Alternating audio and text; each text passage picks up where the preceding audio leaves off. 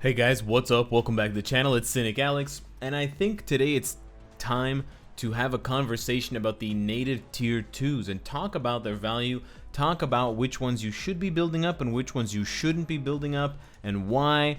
Looking ahead to the future with a few updates coming up that are notably particularly good for certain characters or could be good for them, and the arrival of new characters that have basically dumpstered and erased the little value that some of these characters had to begin with. And I bring this up because I know a lot of course, new players don't know where to spend their Black Antimatter, Chaos Stones, Phoenix Feathers, and Emkron Crystals, but also more veteran players or players who are spending quickly to amass more of a veteran roster, but are still held back by Chaos Stones, biometrics, stuff like that, really still need to focus carefully on native tier 2s, and they can't just spam build all of them, especially with the rising cost of having more and more level 70 characters, which really destroys everyone's reserves of not only Black Antimatter and Chaos Stones, but most importantly, biometrics.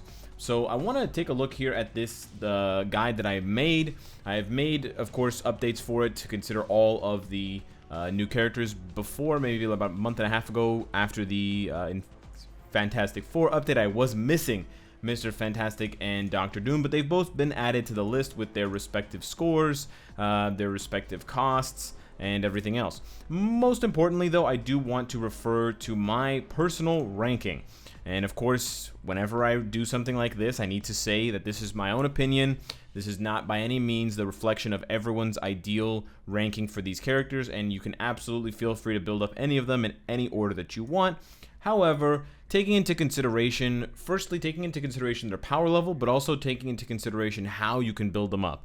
Because unless you're throwing literally tens of thousands of crystals down the drain, you can't really build up Scarlet Witch before Quicksilver, because you need these two boys to get this girl.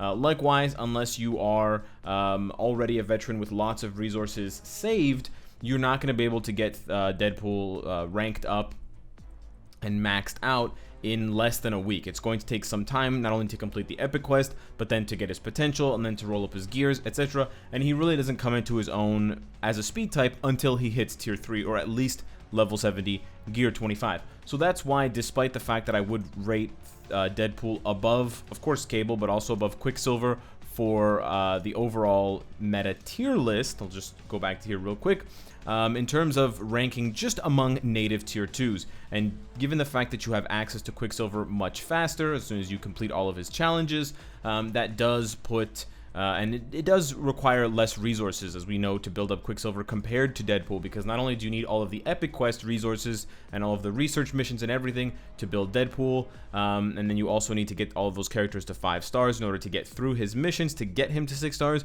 Then you need to also start spending Phoenix Feathers, which there's a cap on, which makes it more difficult to amass them in a high enough amount in order to make it reasonable to get him quickly. Whereas with Quicksilver, once you have the materials, you can just go ahead and rank him up. But the really important part that I want to focus on is this last part here. This is the important part, because you can argue over here where certain characters go. I know some people are going to be outraged that Jean Grey is 8th. Honestly, she might even be lower for me. The only reason Jean Grey would ever be higher is if you are really convinced that we're going to get a Dark Phoenix update with a uniform for her. I am not, but that's that.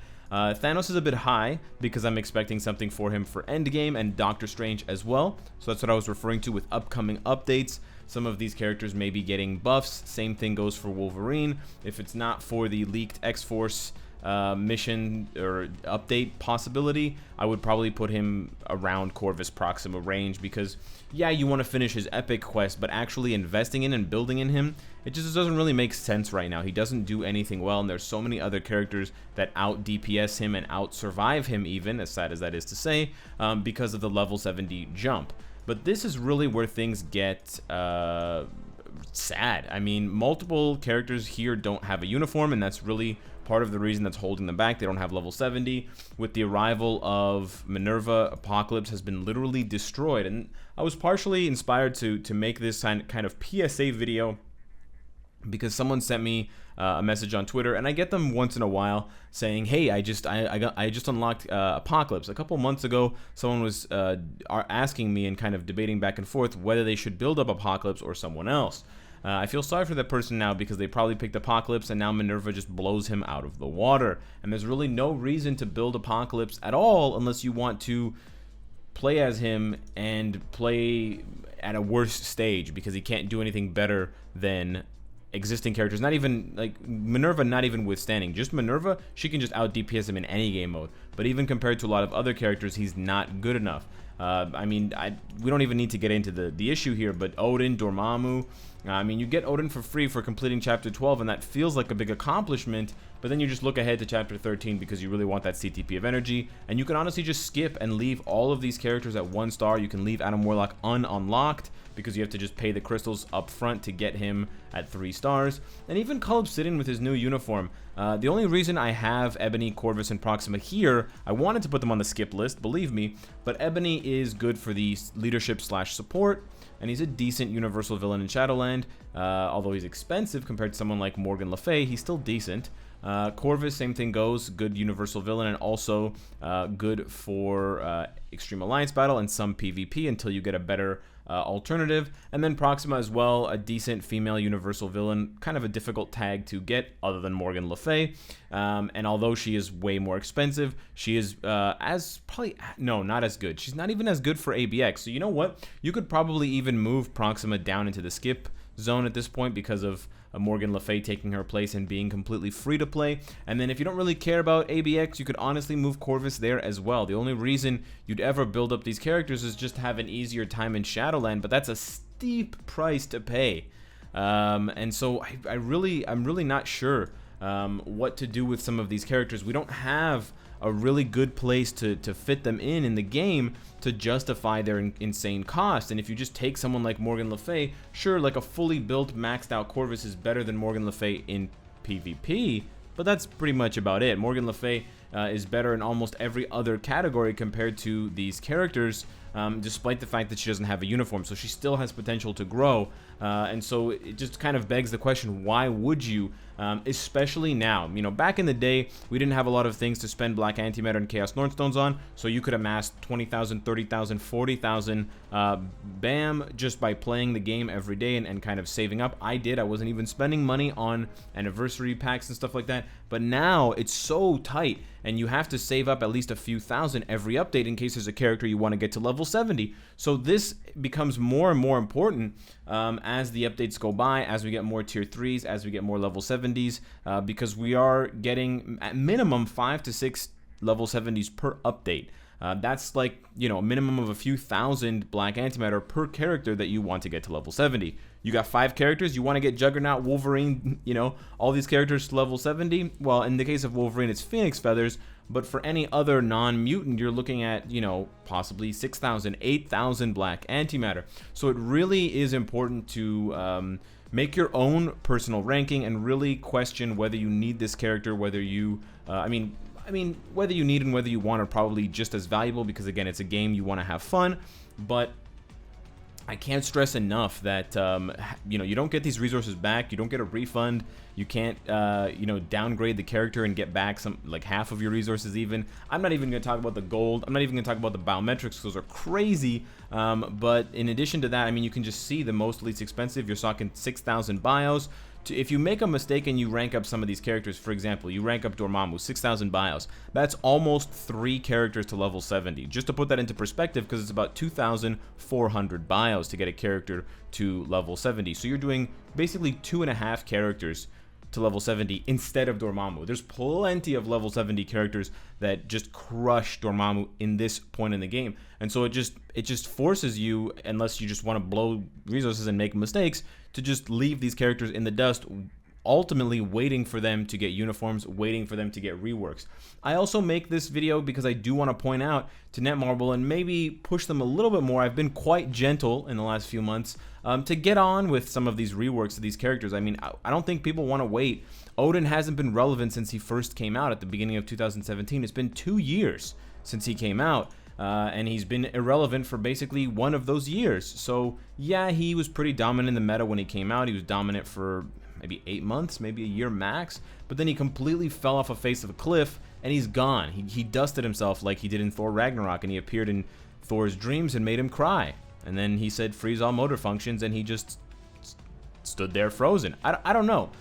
So, you know, having to wait around for months, if not years, for these characters to get reworks when they're so insanely expensive, I'm not even looking out for myself. I've already spent these resources. I'm not getting them back. I don't really care using these characters or not, but it's just weird for other players to come into the game and be told, these are basically landmines. Avoid them at all costs because it's going to cost you everything, and it'll feel like you're stepping on an explosive and blowing up your legs, because it's just no point, and then you're just sitting there waiting for a uniform that may or may not ever come. So I think most importantly, I mean, they're not going to get MCU tie-ins, let's be real. Odin's literally out of the MCU. Dormammu's probably never going to appear in the MCU again, unless they repeat him as kind of like a gag boss or villain in Doctor Strange.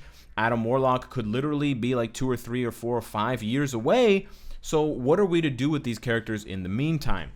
So I really do want to stress to Marvel Future Fight to get on with reworking and buffing these characters. There's a lot of characters that need buffs and reworks, but especially these ones that cost so much, they should be front and center, and at least one of them should be getting a rework of some kind or a uniform of some kind each and every update. I don't care if it's not thematic.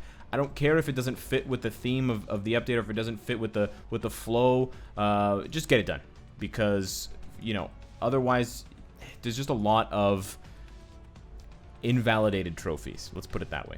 So I wanted to kind of point out the emergence of characters like Morgan Le Fay and Minerva, who have really pushed and erased any of the residual value of some of these native tier 2s. There are at least half a dozen that you can absolutely skip. If you want to be aggressive, there's about a dozen native tier 2s that you can just straight up skip, and there's only 20 native tier 2s. So what I'm saying is less than 50% of the native tier 2s in the game are actually even worth considering to build up in the first place for kind of aggressive accounts that don't want to make any mistakes and really want to min-max their builds and their resources as much as possible.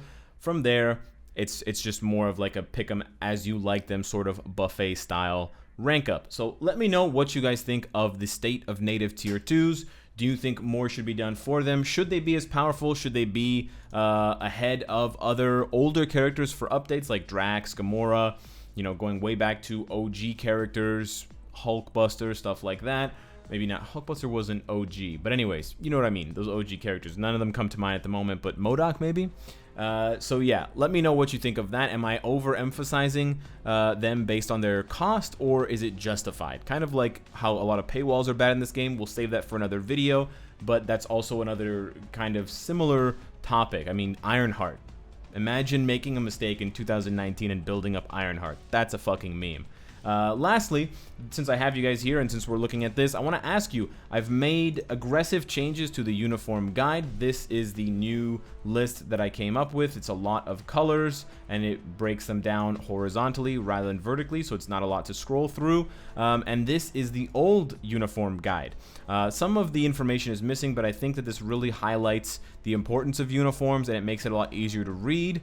Let me know what you think. Also, I'm considering adding icons to this uniform guide. I left this row empty for that exact reason. Icons a la the tier list and a la the meta snapshot.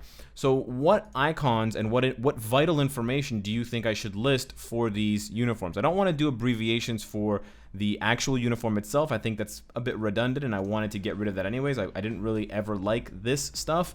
But if you have other ideas, I am willing and excited to hear them, entertain them, and think about them and possibly implement them. So thank you so much for the support. Thanks for watching all the videos, guys. Subscribe, and of course, if you like what you see, I hope to see you again tomorrow. This one. Take care.